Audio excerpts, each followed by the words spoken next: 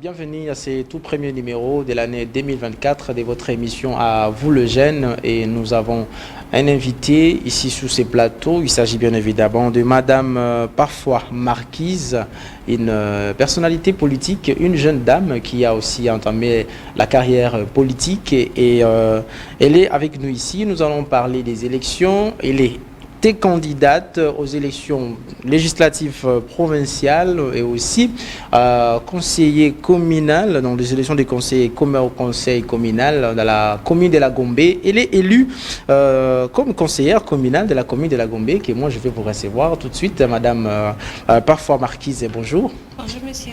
Bienvenue chez nous. Merci beaucoup. Voilà, vous étiez candidate à l'élection législative provinciale et aussi conseillère municipale dans la commune de la Gombe.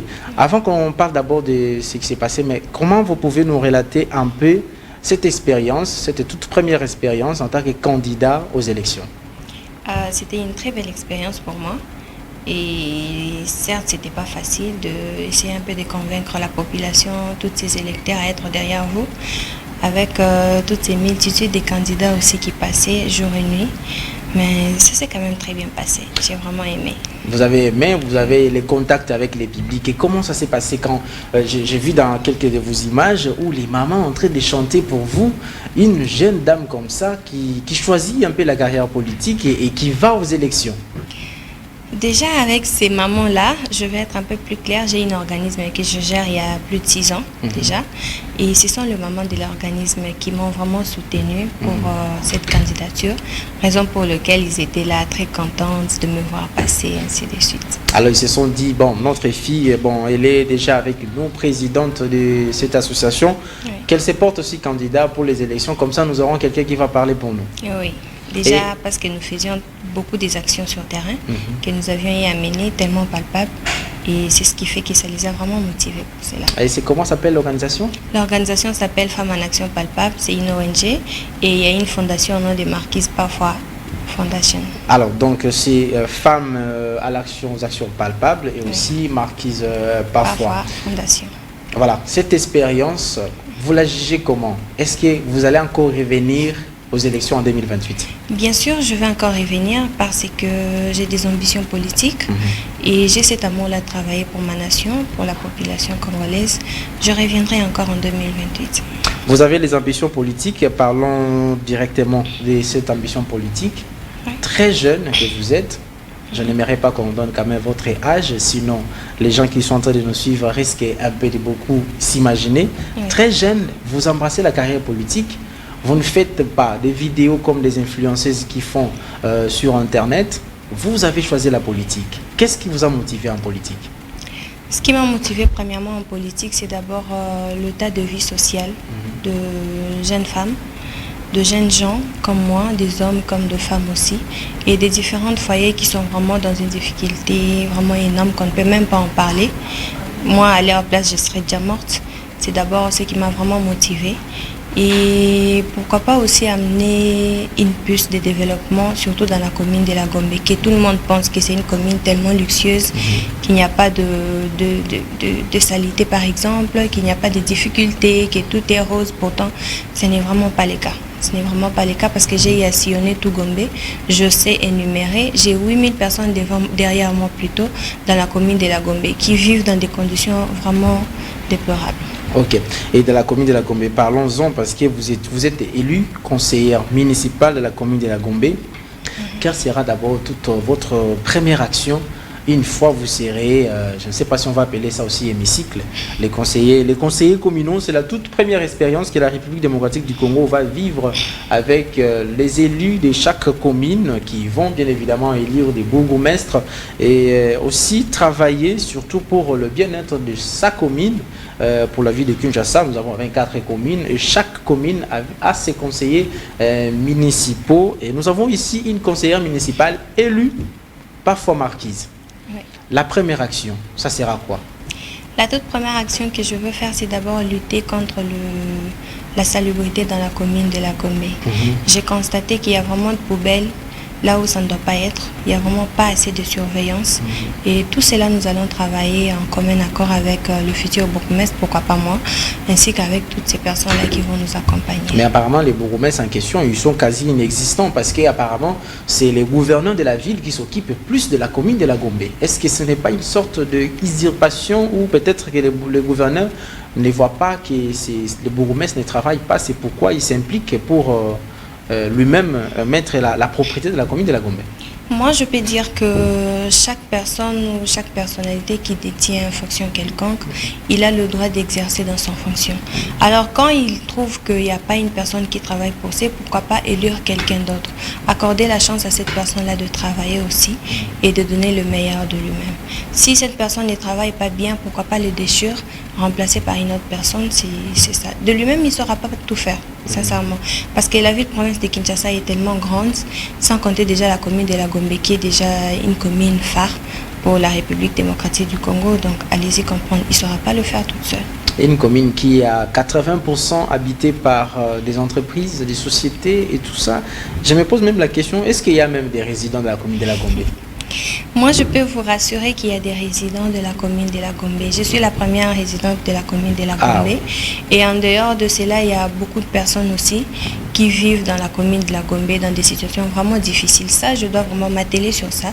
Il y a des personnes qui vivent dans des situations difficiles. Vous êtes d'ailleurs l'une des personnalités qui m'a retrouvée sur terrain. Vous savez quel genre de population nous avions face à nous dans la commune de la Gombe. Si on vous dit que là, c'est la Gombe, vous n'allez pas l'y accepter. Certes, il y a des entreprises, des compagnies et tout ce qui va avec, mais il y a aussi des résidents sur place. Surtout qu'on ne connaît pas vraiment le quartier, tous les quartiers qui regorgent la Gombe. Vous en connaissez, vous? Oui, je connais vous très connaissez, bien. Vous pouvez nous citer même 2 ou 3 quartiers de la commune de la Gombe. Je vais d'abord vous citer des coins là où il y a des personnes qui vivent dans des situations difficiles dans la commune de la Gombe. Si vous êtes déjà sur les Fasiques, un milieu que vous maîtrisez très bien. Là derrière, il y a des maisons, on ne peut même pas accepter que c'est dans la commune de la Gombe, premièrement. Si vous êtes au niveau des affaires sociales, que tout le monde savent très bien que l'affaire sociale, ça n'existe peut-être pas, mais il y a des personnes qui vivent là dans la rue d'abord, qu'on peut appeler des sans-abri. Pourtant, ce sont des personnes qui vivent très très longtemps, depuis le président Mobutu jusqu'à présent, que leur sort est vraiment inconnu dans notre pays ou dans la commune de la Gombe. En dehors de ça, il y a plusieurs endroits que je ne peux pas citer, mais que je peux vous rassurer, si nous pouvons descendre sur terrain, vous allez voir de vos propres yeux. D'accord, maintenant vous êtes conseillère municipale, donc vous êtes censé donner des conseils au bourgmestre pour faire tout ce que vous devez faire là. Donc vous devez avoir une ambition de devenir bourgmestre de la commune de la Gombe. J'ai cette ambition-là et je vais postuler quand le moment viendra, ou une fois on nous appelle de déposer une candidature, je vais les déposer aussi.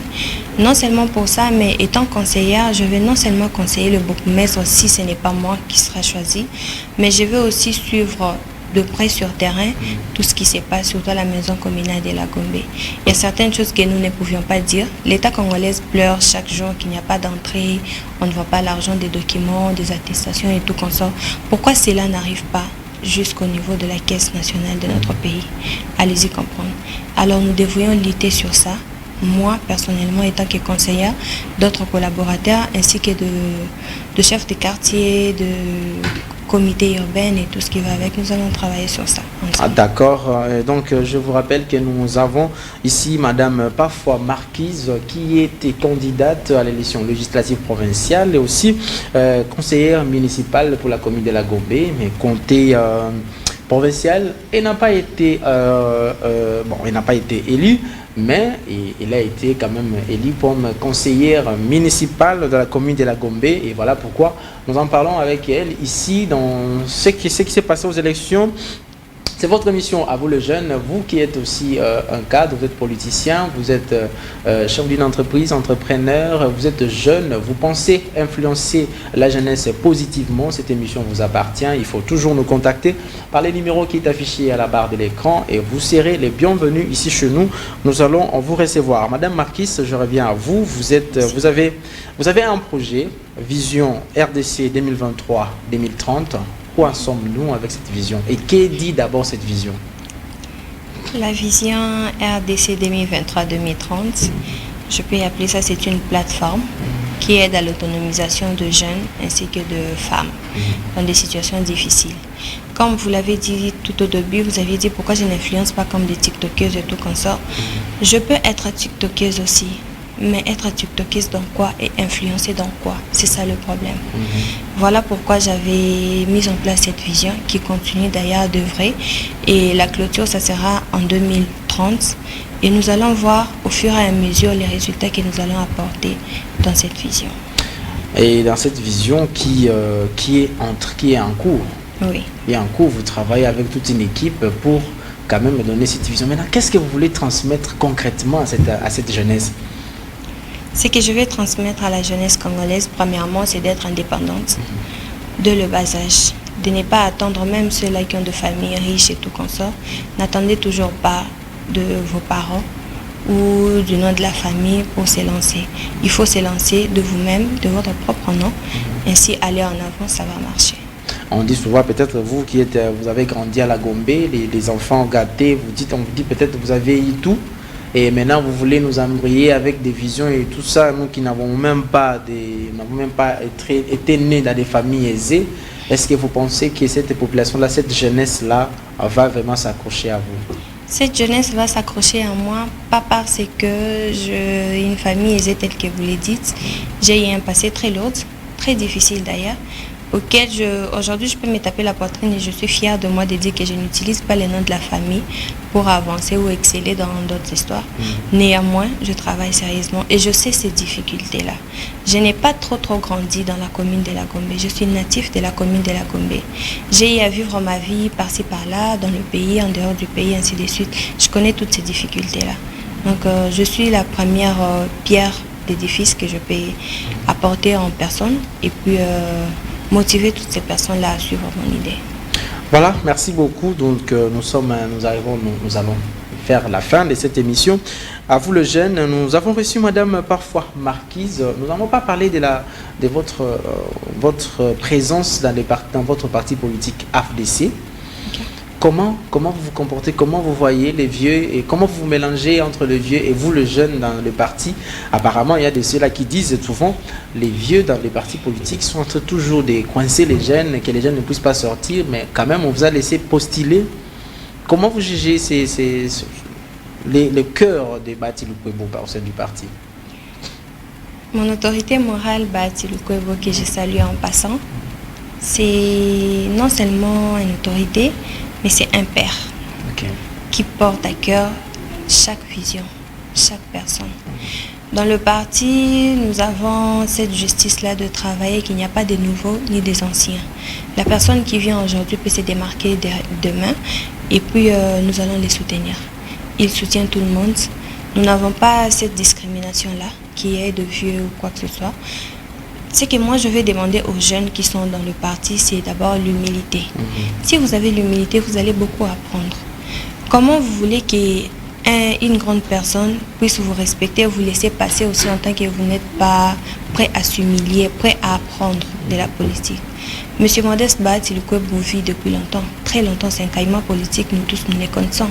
Alors si nous, les jeunes, nous venons derrière lui pour soutenir son idéologie, marcher selon la vision du parti et ainsi de suite pour aider notre pays aussi, nous devrions d'abord amener de nous-mêmes l'humilité pour avancer et beaucoup apprendre. Donc il ne faut pas croire à la facilité, il faut vraiment être quelqu'un qui se bat, quelqu'un qui apporte vraiment aussi quelque chose pour le parti. Monsieur Modeste Bahati Lukwebo se bat pour notre pays. Et pourquoi pas suivre la même marche? C'est-à-dire, nous devrions... Donc automatiquement, c'est un modèle aussi pour vous. Oui, c'est un grand modèle pour moi. Voilà, merci beaucoup, Madame Parfois Marquise. Vous êtes élue conseillère municipale dans la commune de la Gombe. Je vais vous demander de regarder la caméra et dire quelques mots, adresser un message à tous vos électeurs qui vous ont fait confiance et qui attendent beaucoup de vous. Je vais remercier toute ma base, tous ces électeurs qui se sont déplacés de par-ci par-là pour venir me soutenir dans la commune de la Gombe. Un grand merci, particulièrement à mon autorité morale, M. Modeste Bahati Lukwebo, aux dirigeants de mon parti ainsi qu'à tous ces camarades du parti AFDC. Je vous remercie beaucoup. D'accord, merci beaucoup, mais nous sommes Arrivé à la fin, vous avez compris que là, sa voix était un peu tout bas parce qu'elle a beaucoup crié pendant la campagne électorale. Et surtout, quand on a appelé encore son nom hier, elle a encore beaucoup crié. Et donc, supportez ainsi. Le numéro est affiché à la barre de votre écran. Appelez-nous si vous voulez passer à cette émission. À vous le jeune. Vous êtes entrepreneur, vous êtes leader politique, vous êtes jeune, vous dirigez la Ligue des jeunes de votre parti politique. Cette émission est pour vous. Nous allons parler, influencer les jeunes dans les bons sens, influencer les jeunes dans les bons contextes. Et il ne faut pas seulement être des influenceurs qui font des vidéos à moitié nues sur TikTok ou sur des réseaux sociaux, ou encore ceux qui font de la musculation pour rien, mais influençons positivement. J'étais ici avec madame. Est-ce que vous avez un tout dernier mot? Le dernier mot que je peux dire, c'est d'abord à mes électeurs de ne pas baisser les bras, malgré nous avions perdu le siège au niveau provincial, mais avec le municipal, nous allons encore travailler et frapper fort. Et surtout qu'ils vont vous attendre encore en 2028. Bien sûr. D'accord. Merci beaucoup. J'étais accompagné par JC Mavouba Junior Bemba pour réaliser cette émission avec l'assistance du directeur de programme Tristan Lelo Énergie. Je l'ai toujours appelé Main de Maître parce que c'est le réalisateur par excellence de la PES TV. Prochain rendez-vous très prochainement avec vous. Merci, avec un autre invité. Au revoir.